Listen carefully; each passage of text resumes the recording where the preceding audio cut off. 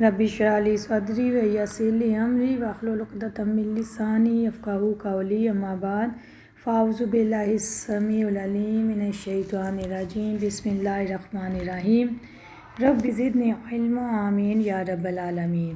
السلام علیکم ورحمۃ اللہ وبرکاتہ۔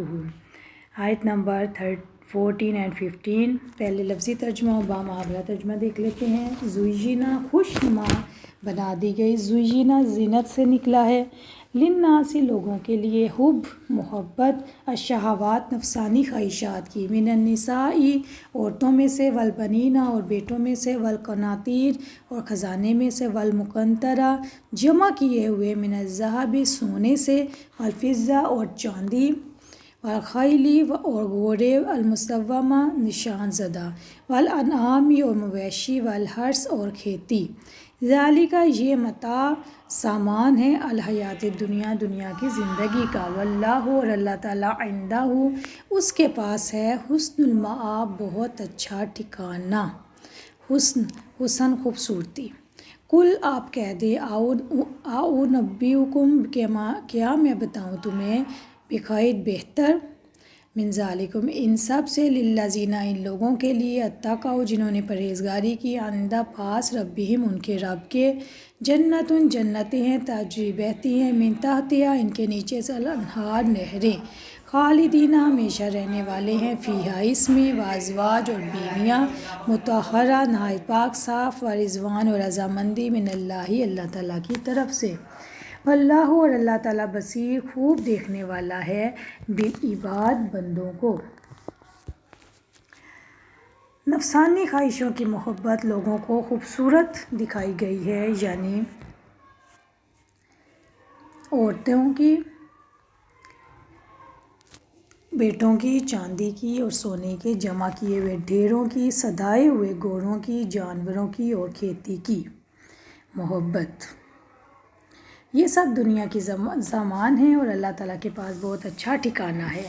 آپ کہہ دیں، کیا میں تمہیں ان سب سے بہتر نہ بتاؤں؟ پرہیزگاروں کے لیے ان کے رب کے پاس جنتیں ہیں جن کے نیچے نہریں ہیں، ان میں وہ ہمیشہ رہنے والے ہیں، اور نہایت پاک صاف بیویاں ہیں، اور اللہ تعالیٰ کی رضامندی ہے، اور اللہ تعالیٰ بندوں کو خوب دیکھنے والا ہے۔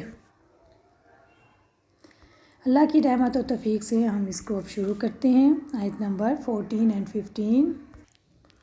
زوینا مزین کر دی گئی، لوگوں کے لیے خوشنما بنا دی گئی۔ اس سے اللہ تعالیٰ نے زوینا لحب الشہوہ، اللہ تعالیٰ نے واضح فرمایا ہے کہ اس نے لوگوں کے لیے دنیا کی مرغوب چیزوں کی محبت مزین کر دی ہے، اور یہاں پہ ان میں سے کچھ چیزوں کا خاص طور پر ذکر کیا گیا ہے، باقی چیزیں ان کے بعد آتی ہیں۔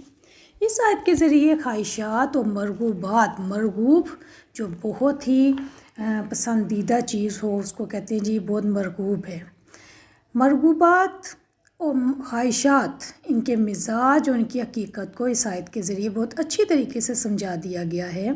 خواہشات رکھنا یا مرغوبات مستحب ہیں، مکروہ نہیں ہیں۔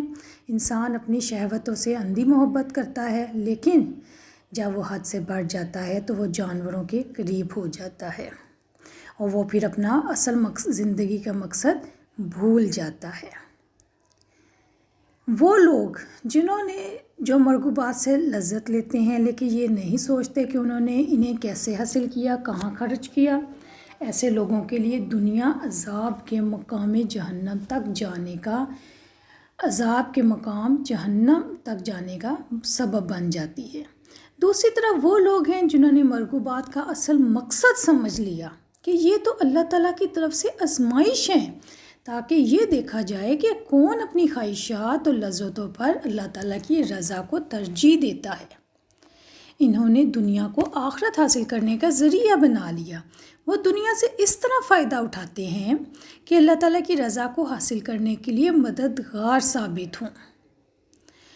دیکھنے کی بات یہ ہے کہ اللہ تعالیٰ نے لوگوں کے لیے نفسانی خواہشات کی محبت خوشنما بنا کے کیوں ڈال دی ہے، اس میں کیا حکمت ہے؟ اللہ تعالیٰ نے جو ان چیزوں کی محبت طبعی طور پر انسان کے دل میں ڈال دی، اس میں بے شمار حکمتیں ہیں۔ اگر انسان طبعی طور پر ان چیزوں کی طرف مائل اور ان سے محبت کرنے والا نہ ہوتا تو دنیا کا سارا نظام درہم برہم ہو جاتا۔ دنیا کی بقا کا انحصار ہی اس بات پہ ہے کہ لوگوں میں فطری طور پر ان چیزوں کی محبت پیدا کر دی جائے تاکہ وہ ان چیزوں کے مہیا کرنے اور باقی رکھنے کی فکر میں پڑ جائے۔ اگر خواہشات کی محبت اور رغبت انسان کے دل میں نہ ہو تو پھر اس کو آخرت کی نعمتوں کا ذائقہ بھی معلوم نہیں ہوگا اور نہ ہی ان میں رغبت ہوگی۔ پھر نیک اعمال کی کوشش کر کے جنت حاصل کرنے کی اس کو کیا ضرورت ہوگی، اور برے اعمال کو چھوڑ کے دوزخ سے بچنے کی اس کو کیا فکر ہوگی۔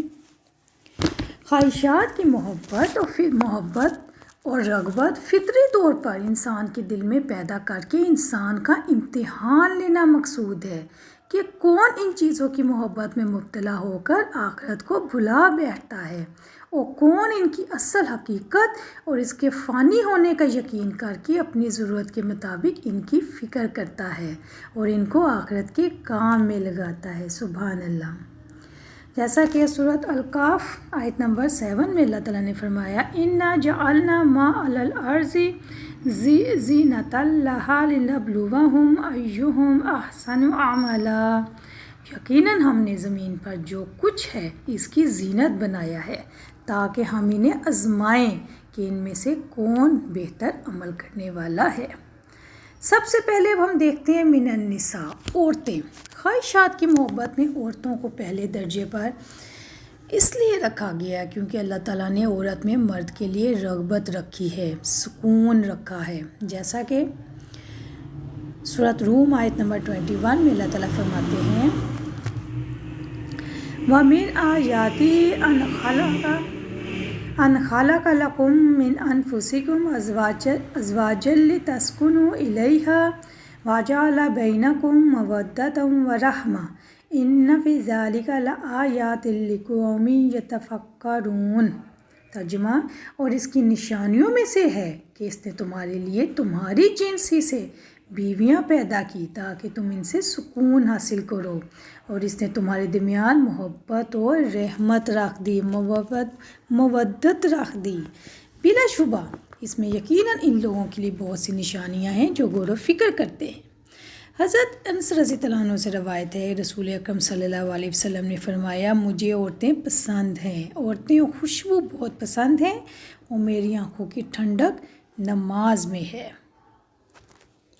فرمایا بہترین وہ شخص ہے جس کی عورتیں بہت ہوں، دنیا حقیر پونجی ہے اور دنیا کی بہترین پونجی نیک بیوی ہے، کہ جب کبھی اسے شوہر دیکھے تو اسے باغ باغ کر دے، خوش کر دے، جب اسے کسی کام کو کہے تو خوشی خوشی بجا لائے، اور جب اس کے پاس سے چلی جائے تو اس کے مال کی اور اپنی عصمت کی حفاظت کرے۔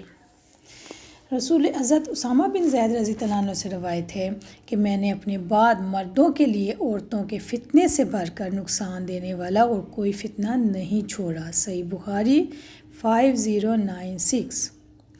ابو سعید خدری رضی اللہ عنہ سے روایت ہے رسول اکرم صلی اللہ علیہ وسلم نے فرمایا دنیا سے بچ کے رہو اور عورتوں سے بھی محتاط رہو، کیونکہ بنی اسرائیل میں سب سے پہلا فتنہ عورت کی وجہ سے پیدا ہوا تھا۔ صحیح مسلم 6948۔